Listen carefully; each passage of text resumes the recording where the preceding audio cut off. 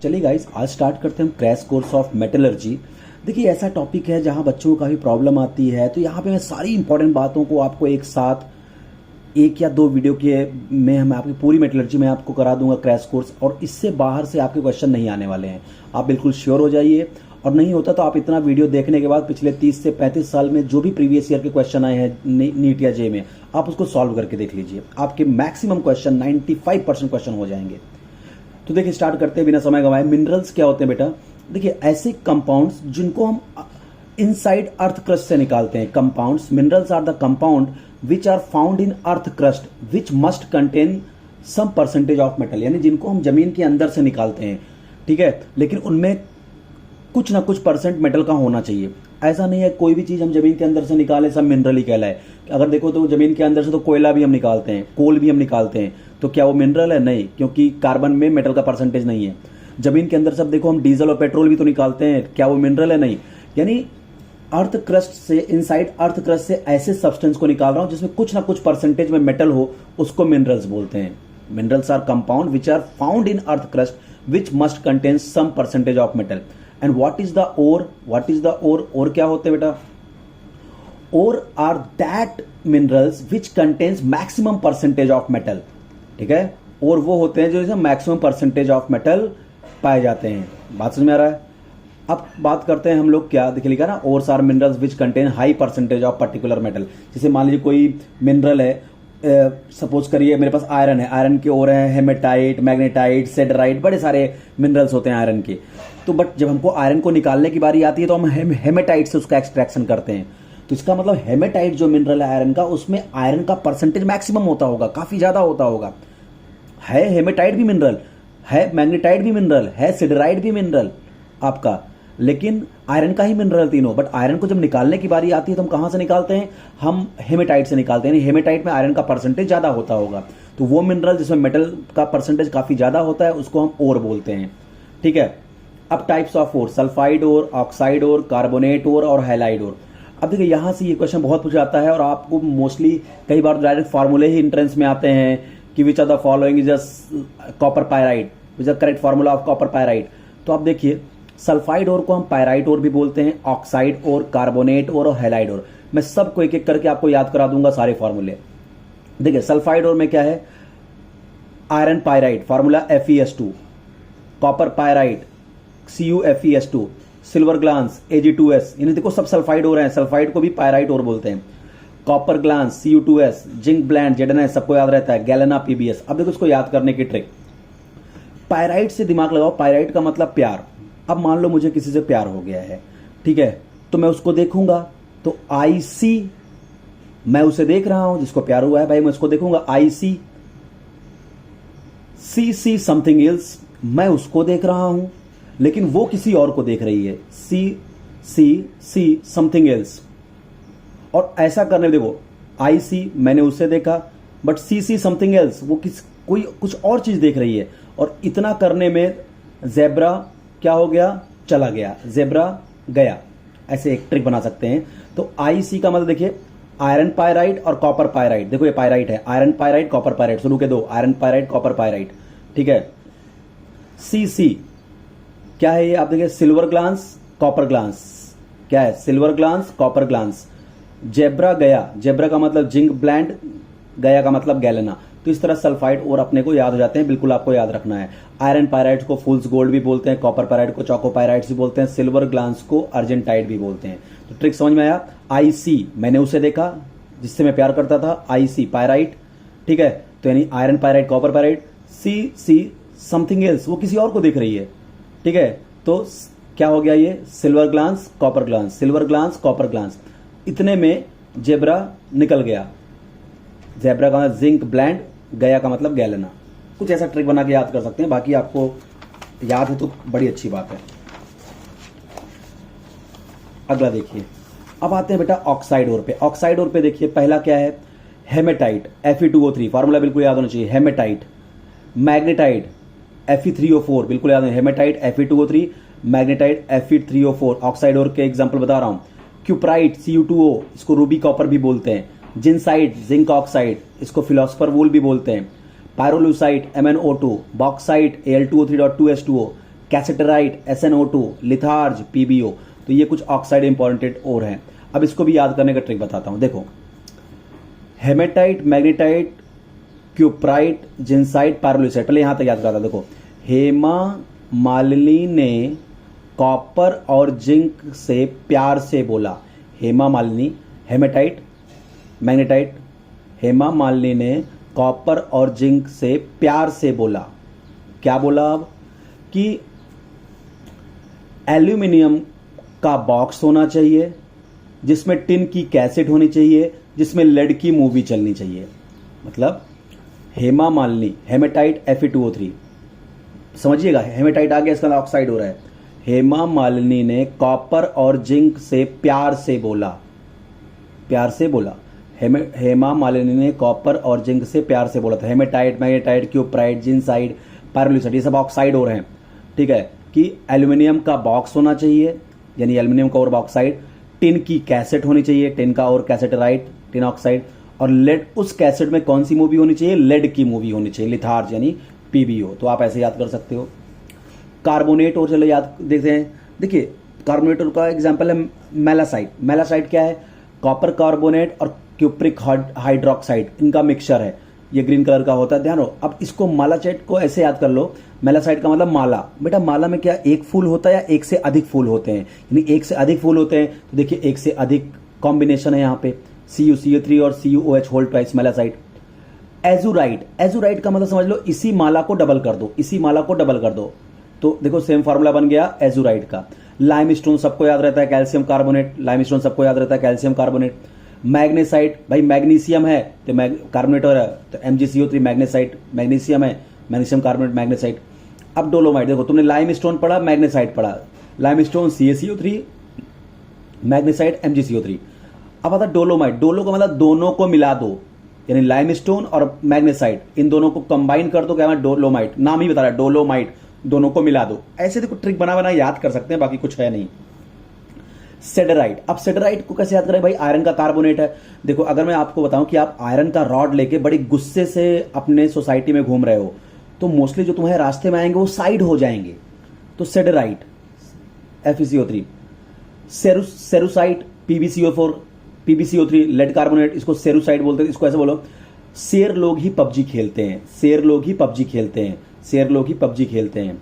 और calamine zinc carbonate, इसको मैं याद करता हूं, जन्म से ही काला, जन्म से ही काला, जिंक कार्बोनेट, कैलामाइन। हैलाइड और तो बिल्कुल सिंपल है, रॉक सॉल्ट NaCl सब जानते हैं। हाँ, फ्लोरोस्पार बहुत बार पूछा गया है, लास्ट टू ईयर में भी आया हुआ है। फ्लोरोस्पार का फार्मूला क्या होता है? CaF2, हॉर्न सिल्वर AgCl और क्रायोलाइट Na3LF6। तो आपको मैंने सारे और याद करा दिए। अब आते हैं मेटलर्जी क्या होती है। अब देखो बेटा, मान लो जो मैंने अर्थक्रस्ट से ओर निकाला, उसमें दो होगा, उसमें प्योर ओर होगा और उसमें क्या होगा? कुछ इंप्योरिटीज होंगी। तो इंप्योरिटी ओर में जो इंप्योरिटीज होती हैं, और सिलिसियस इंप्योरिटी हो सकती है, डस्ट की इंप्योरिटी हो सकती है, तो उसको हम गैंग पार्टिकल या मैट्रिक्स बोलते हैं। ये ओर में जो इंप्योरिटी होती है उसको गैंग पार्टिकल्स बोलते हैं। जैसे फॉर एग्जाम्पल आप ऐसा समझो, जैसे हम लोग आलू की खेती करते हैं या गाजर और मूली की खेती करते हैं, तो जब आप आलू को जमीन से निकालते हो उसमें कई सारी मिट्टी उट्टी नहीं लगी रहती है, तो आलू आपका ओर है, आलू आपका ओर है, लेकिन जो मिट्टी उट्टी है वो गैंग है। तो हम मिट्टी उट्टी को धुल को फिर आलू को खाते हैं आराम से। तो बस वही हाल है कि ओर में दो तरह के पार्टिकल होते हैं, प्योर पार्टिकल जो प्योर ओर होता है, और साथ में जो इंप्योरिटी होती है उसको गैंग बोलते हैं। मेटलर्जी का मतलब ही होता है बेटा, ओर से गैंग पार्टिकल को रिमूव करके प्योर फॉर्म में मेटल को निकाल लेना, मेटलर्जी कहलाता है। किसी ओर से जितनी भी इंप्योरिटी है ओर में, उसको निकाल के मेटल को प्योर फॉर्म में एक्सट्रैक्ट करना क्या कहलाता है? मेटलर्जी। अब देखिए, मेटलर्जी के जो मेटलर्जिकल ऑपरेशन होते हैं बेटा 4 स्टेप में कंप्लीट होते हैं, और इसके लिए बिल्कुल शॉर्टकट है CCR, CCR, यही 4 स्टेप में मेटलर्जी खत्म हो जाती है। पहला C, कंसंट्रेशन ऑफ ओर, मतलब ओर की हम साफ सफाई करेंगे, ठीक है, इंप्योरिटी कुछ निकालेंगे। दूसरा क्या है? Conversion of concentrated ore to oxide ore. देखो, पहला है कंसंट्रेशन ऑफ ओर। अब जब हम ओर को कंसंट्रेट कर लेंगे तो जो कंसंट्रेटेड ओर है उसको हम क्या करेंगे? ऑक्साइड ओर में कन्वर्ट करेंगे। फिर R का मतलब कन्वर्जन ऑफ ऑक्साइड ओर, यानी reduction of oxide ore into metal, और लास्ट R का मतलब रिफाइनिंग ऑफ द मेटल। ये 4 स्टेप है, CCR याद रखिए बस। पहला कंसंट्रेशन ऑफ ओर, साफ सफाई करेंगे। फिर जो कंसंट्रेटेड ओर है उसको हम क्या करेंगे? ऑक्साइड ओर में कन्वर्जन, C का conversion of concentrated ore into oxide ore. तीसरा, reduction of oxide ore reduction of metal oxide, जो भी ऑक्साइड हो रहा है इनको मेटल में रिड्यूस कर देंगे। और fourth one refining of the metal. चलो एक एक को स्टार्ट करते हैं। पहला concentration of ore. Concentration of ore का मतलब ओर में जो भी इंप्योरिटीज है उनको आपको बाहर निकालना है। तो देखिए इसके दो मेथड होते हैं, फिजिकल मेथड और केमिकल मेथड। फिजिकल मेथड में अपने पास तीन मेथड है, ग्रेविटी सेपरेशन, मैग्नेटिक सेपरेशन और froth flotation. Chemical method of concentration को बोलते हैं लीचिंग। मैं सबको पढ़ाता हूं। अब देखिए पहले फिजिकल मेथड करते हैं। उसमें देखिए पहला है ग्रेविटी सेपरेशन। देखो ग्रेविटी सेपरेशन में हम करते हैं hydraulic washing method. Hydraulic washing method, देखो ये मेथड हम तब यूज करते हैं बेटा जब हमारा गैंग जो इंप्योरिटी है और जो मेरा ओर है उसमें से एक हैवी भारी होना चाहिए, दूसरा हल्का होना चाहिए। ये देखो मैं लिख दिया, this method is applicable for those ore which have difference in densities between ore and impurity. Ore और इंप्योरिटी की डेंसिटी में फर्क होना चाहिए, एक भारी एक हल्का होना चाहिए। चाहे ओर भारी हो डेंसिटी हल्की हो, सॉरी ओर भारी हो आपका इंप्योरिटी लाइट हो वेट की हो, या इंप्योरिटी का वेट ज्यादा हो और आपका ओर जो है उसका वेट कम हो, डेंसिटी का फर्क होना चाहिए। तो होता क्या, देखिए हमने एक कंटेनर लिया, इसमें हमने पाउडर्ड ओर भर लिया। यहां पे हमने देखिए एक बेड लगा दिया है, एक बेड लगा दिया है, और यहां पे हम मान के चल रहे हैं कि हमारा जो ओर है, हमारा जो ओर है वो हल्का है। हम मान चल रहे हैं हमारा जो ओर है वो लाइट वेट का है, उसकी डेंसिटी कम है, और जो इंप्योरिटी है उसकी डेंसिटी ज्यादा है। अब मैं क्या करूंगा, इस जहां पाउडर ओर दिया यहां पे हम हाई करंट ऑफ वाटर को भेजेंगे तो धीरे धीरे पानी भरेगा। तो बताइए हमारा ओर क्या है, हल्का है, तो ओर क्या आ जाएगा, ऊपर आ जाएगा। और खूब तेज हाई करंट जब भेजोगे तो पूरा ये सब मिक्स हो जाएंगे। फिर जब ओवरफ्लो होगा तो पानी इस बेड में आएगा, क्योंकि आपकी जो इंप्योरिटी है वो भारी है तो इंप्योरिटी इस बेड में बैठ जाएगी। फिर ये पूरा ब्लॉक भरेगा, फिर पानी नीचे आएगा। तो पानी के साथ अपना और पार्टिकल हल्का है तो बहते बहते क्या आएगा नीचे, यहाँ और पार्टिकल्स को हम कलेक्ट कर लेंगे, और को हम कलेक्ट कर लेंगे, बाकी इंप्योरिटी इस बेड में चिपक जाएंगी। इसको बोलते हैं हाइड्रोलिक वॉशिंग मेथड। डेंसिटी पे डिपेंड करता है बेटा, और या इंप्योरिटी दोनों में से एक भारी और दूसरी हल्की होनी चाहिए तब लगाते हैं। दूसरा देखो फिजिकल मेथड है gravity magnetic separation method.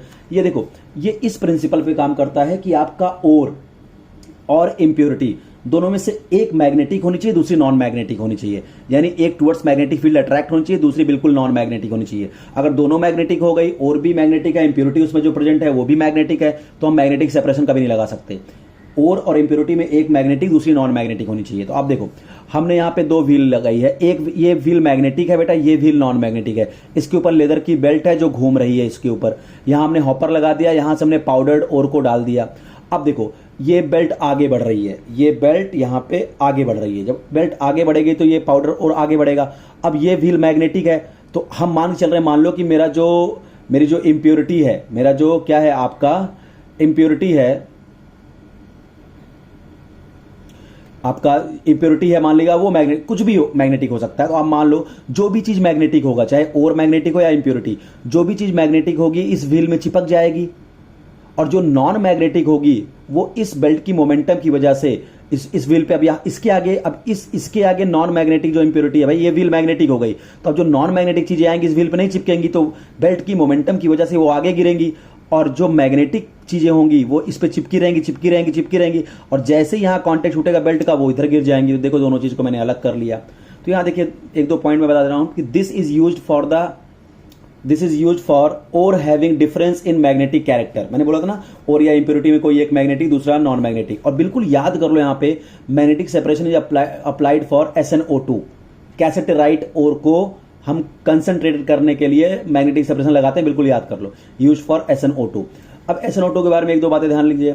In SnO2 कैसेटराइट impurities are वुल्फ्रामाइड्स। SnO2 में इंप्योरिटी किसकी होती है, वुल्फ्रामाइड्स। वुल्फ्रामाइड का फार्मूला क्या होता है, MnWO4 प्लस FeWO4।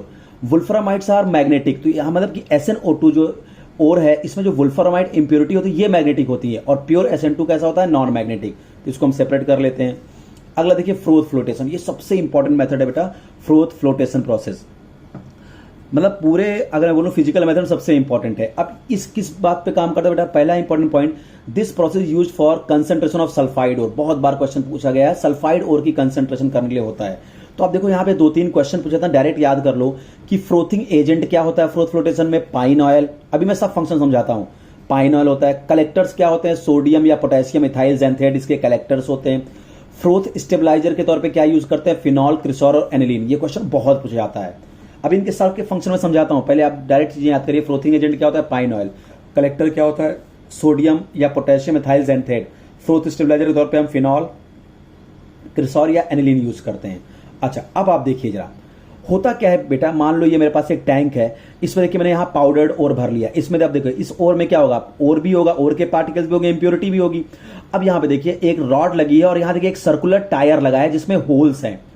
अब हम यहां से क्या करते हैं बेटा, इस रॉड से हम कंप्रेस्ड एयर, हाई प्रेशर पे एयर पास करते हैं, तो इस सर्कुलर टायर से एयर बाहर आएगी।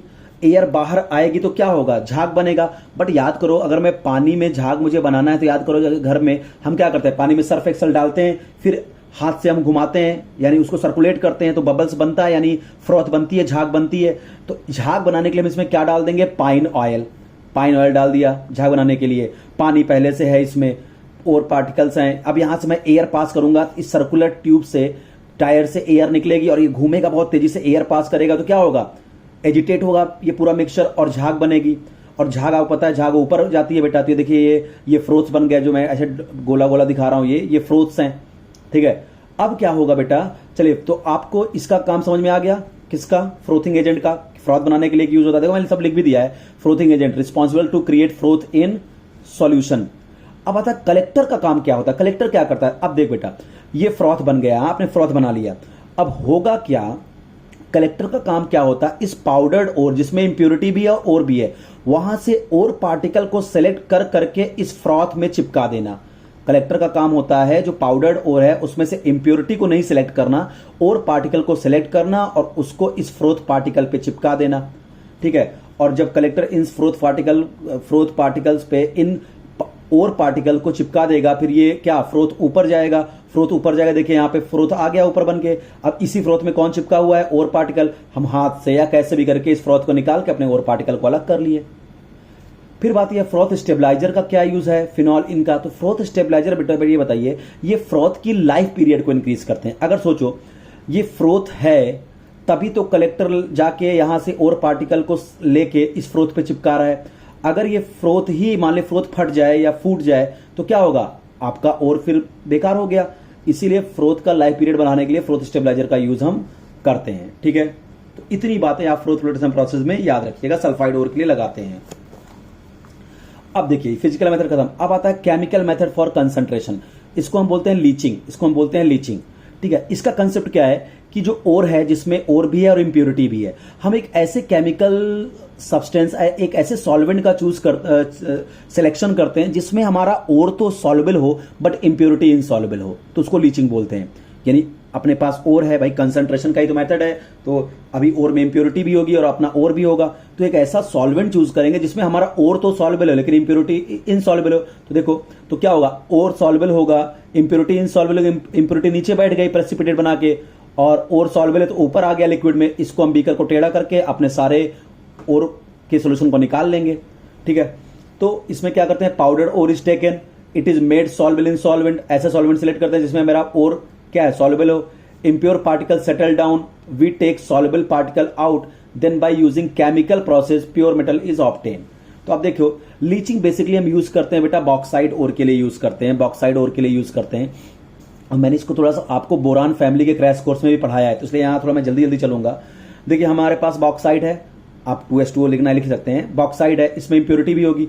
अब मैं इसका रिएक्शन NaOH से करता हूं, उसको बेयर्स प्रोसेस बोलते हैं, क्योंकि लीचिंग के तीन प्रोसेस होते हैं ऑन द बेसिस ऑफ कि बॉक्साइड में इंप्योरिटी किसकी है, उसके बेसिस पे लीचिंग भी 3 तरह का होता है बॉक्साइड का, Bayer's process, Serpeck's process, Hall's process. इसको आपको डिटेल में समझना है तो आप जाइए मेरे अपलोड्स में, और वहां मैंने आपको समझाया हुआ है बोरान फैमिली में एक्सट्रैक्शन ऑफ एल्यूमिनियम बहुत डिटेल में, तो हमें इसको बहुत डिटेल में सब बताया हूं, तो आप जाके मेरे अपलोड में चेक करिए, crash course of boron family, वहां आपको बिल्कुल मिल जाएगा ये।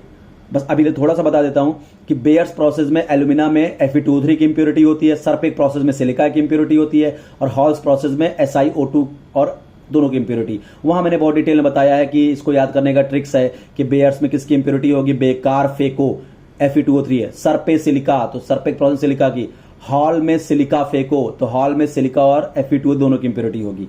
तो यहां पे मैं केवल बेयर्स प्रोसेस एक्सप्लेन किया हूं कि Al2O3 है मेरे पास, एल्यूमिना है। आपको डिटेल जानना है बेटा जाके मेरे अपलोड्स में जाइए, बोरान फैमिली में पूरा एक्सट्रैक्शन बहुत डिटेल में समझाया है, सारे सबकी केमिकल रिएक्शन बताया वहां पे मैंने।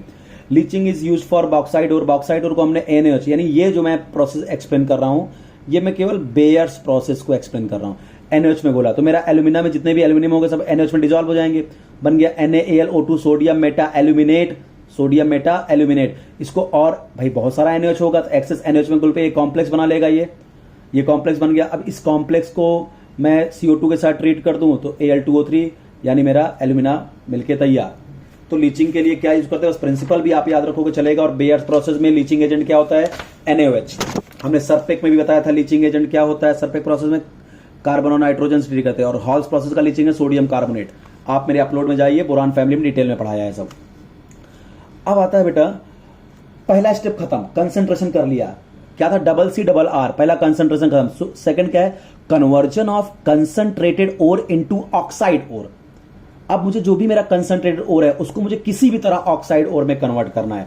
और बेटा ऑक्साइड ओर में कन्वर्ट करने का तरीका, जो भी तुमने साफ सफाई कर लिया है, जो तुम्हारे पास कंसंट्रेटेड ओर आ चुका है, अब उसको किसी भी तरह तुमको ऑक्साइड ओर में कन्वर्ट करना है, क्योंकि ऑक्साइड का रिडक्शन बड़ी आसानी से हो जाता है।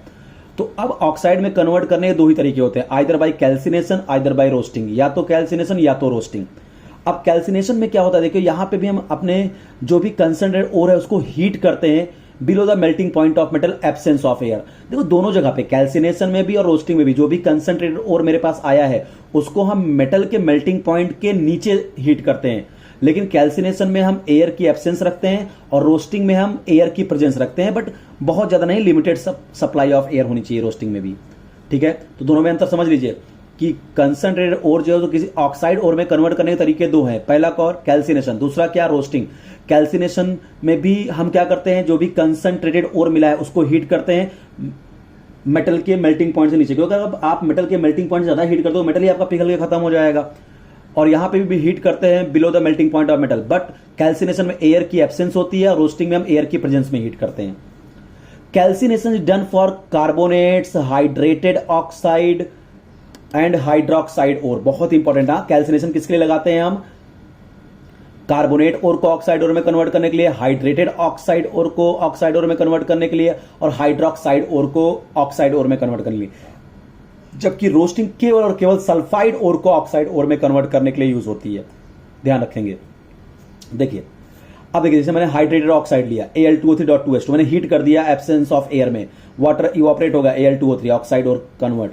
हमने ले लिया Fe2O3.3H2 हेमेटाइट, इसको हीट कर दिया, हाइड्रेटेड ऑक्साइड हो रहा है, हीट किया, वाटर सारा निकल गया, अपने को ऑक्साइड मिल गया। तो मिल रहा है ना, ऑक्साइड ओर में कन्वर्ट कर दे रहा हूं। अब देखो जैसे हाइड्रोक्साइड हो रहा है AlOH होल थ्राइस, इसको हीट कर दिया हमने Al2O3+3H2O, ऑक्साइड ओर मिल गया। कार्बोनेट और देखो जिंक कार्बोनेट, याद करिए इसको कैलामाइन बोलते थे, जन्म से काला। जिंक कार्बोनेट को हीट कर दिया, एब्सेंस ऑफ एयर, क्या बन गया, CO2 वोलेटाइल गैस बन के बाहर, जिंक ऑक्साइड। देखिए आपका जो ओर है ऑक्साइड ओर में कन्वर्ट हो गया। कैल्शियम कार्बोनेट हीट कर दिया, CO2 बाहर, CaO, कैल्शियम कार्बोनेट MgCO3, याद करिए डोलोमाइट हीट कर दिया, calcium oxide, magnesium oxide, CO2 gas. तो आपने क्या करना है, आपको जो भी कंसंट्रेटेड ओर है उसको किसी तरह ऑक्साइड ओर में कन्वर्ट करना है। और ऑक्साइड ओर में कन्वर्ट करने के तरीके होते हैं दो, either by calcination either bye roasting. Calcination में क्या होता है, हम ओर को, जो भी कंसंट्रेटेड ओर आया है, साफ सफाई के बाद जो ओर आया है उसको हम ऑक्सीजन की एब्सेंस में हीट करते हैं। और कैल्सिनेशन किसके लिए लगाते हैं, वेरी इंपॉर्टेंट, हाइड्रेटेड ऑक्साइड ओर के लिए, कार्बोनेट ओर के लिए और हाइड्रोक्साइड ओर के लिए। रोस्टिंग केवल सल्फाइड ओर को ऑक्साइड ओर में कन्वर्ट करने का तरीका होता है। देखिए हमने गैलेना को PbM कन्वर्ट किया, हमने CO2 कॉपर ग्लांस को क्यूप्रिक ऑक्साइड में कन्वर्ट कर लिया। अच्छा एक बात सुनो, अब आता है बेटा फ्लक्स एंड स्लैग। अब ये क्या होते हैं फ्लक्स एंड स्लैग, देखिएगा जब हम इस रोस्टिंग और कैल्सिनेशन भी कर देते हैं बेटा, ठीक है, मेटल को हीट कर रहे हैं, ठीक है, एक कैल्सिनेशन में in absence of air, roasting में इन प्रेजेंस ऑफ एयर।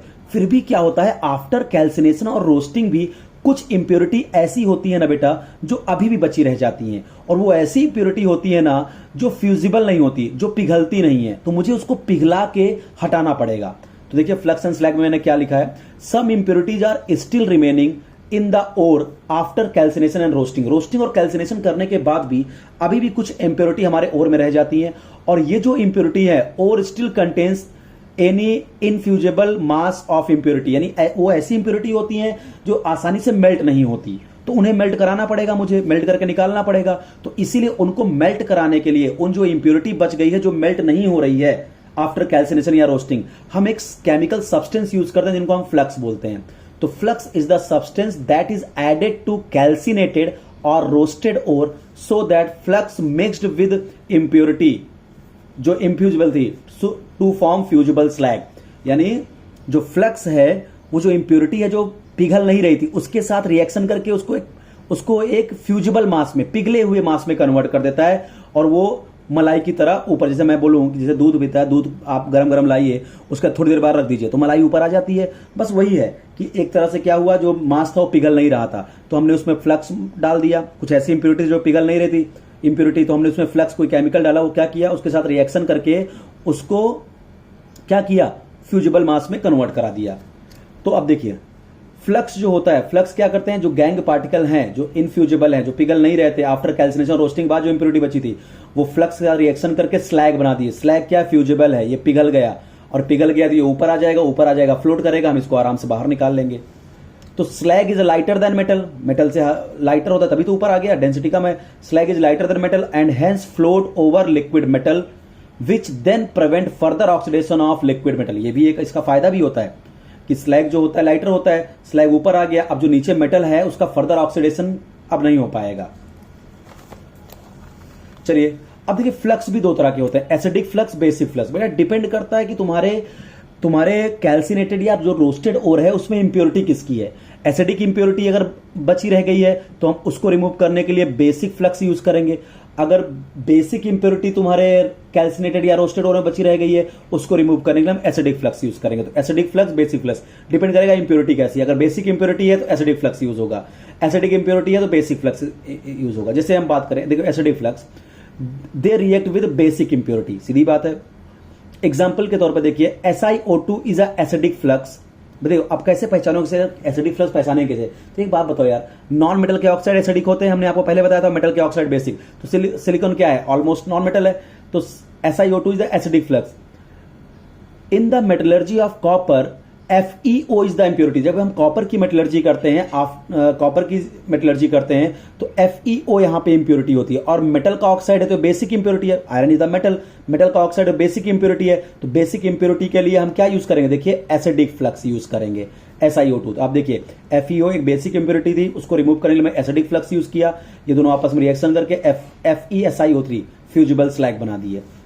वैसे बेसिक फ्लक्स ये क्या होता है, दे react with acidic impurity. For example देखिए, जैसे हम बात करें कि जैसे बेसिक फ्लक्स कैल्शियम कार्बोनेट, भाई मेटल का है, मेटल के जो भी कार्बोनेट होंगे बेसिक होंगे।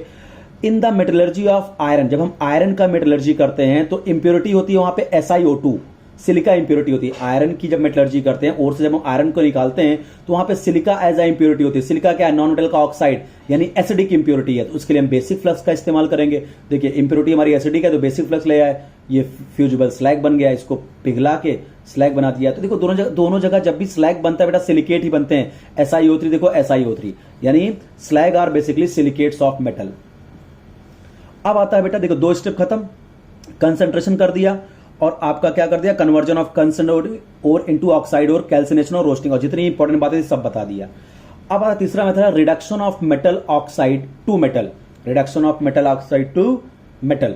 अब जो मेटल ऑक्साइड हो बना दिया हूं आइदर बाय कैल्सिनेशन या रोस्टिंग, अब उस मेटल ऑक्साइड से मुझे मेटल को बाहर लाना है तो मुझे मेटल ऑक्साइड का रिडक्शन करना पड़ेगा। भाई मेटल ऑक्साइड में क्या होगा, ऑक्सीजन, अब मैं यहां से ऑक्सीजन निकाल दूं यानी रिडक्शन कर दे, removal of oxygen is called reduction. तो रिडक्शन करने के क्या क्या तरीके हैं उसको देखिए। पहला है इलिंघम डायग्राम, जो आपको बहुत सर दर्द देता है तो इसको मैं आज समझा दूंगा आपको। इलिंघम डायग्राम से हम कैसे सिलेक्ट करेंगे बेहतर रिड्यूसिंग एजेंट क्या होगा किसी भी मेटल ऑक्साइड को रिड्यूस करने के लिए। और रिडक्शन करने के 4 और तरीके होते हैं। रिडक्शन बाय हीट, जिसको हम पायरोमेटलर्जी बोलेंगे, इनके एग्जांपल बहुत पूछे जाते हैं। पायरोमेटलर्जी से किसका किसका रिडक्शन होता है, सब आज हम पढ़ा देंगे आपको। रिडक्शन बाय कोक, इसको स्मेल्टिंग बोलते हैं। Reduction by metal oxide by more electropositive metal and electrolytic reduction. तो अपने पास देखो एक ये और 4 ये 5 मेथड है मेटल ऑक्साइड को मेटल में कन्वर्ट करने के लिए। यहां रिड्यूसिंग नहीं होगा बेटा, यहां रिडक्शन होगा, सॉरी। तो इसके आगे का जो है ना reduction of metal oxide into metal के तरीके क्या है, एक तो इलिंघम डायग्राम समझाना पड़ेगा, उससे कैसे सिलेक्ट करते हैं बेहतर रिड्यूसिंग एजेंट क्या होगा, और क्या होगा या तो हीट करके रिड्यूस करेंगे या कोक से रिड्यूस करेंगे तो उसको स्मेल्टिंग बोलेंगे, या हायर मोर इलेक्ट्रोपॉजिटिव मेटल से लेस इलेक्ट्रोपॉजिटिव मेटल को हम रिड्यूस कर देंगे, और इलेक्ट्रोलाइटिक रिडक्शन। तो ये हुआ मेरा मेटलर्जी पार्ट 1। पार्ट 2 में हम आपको reduction of metal oxide by metal को कंटिन्यू करेंगे। Thank you.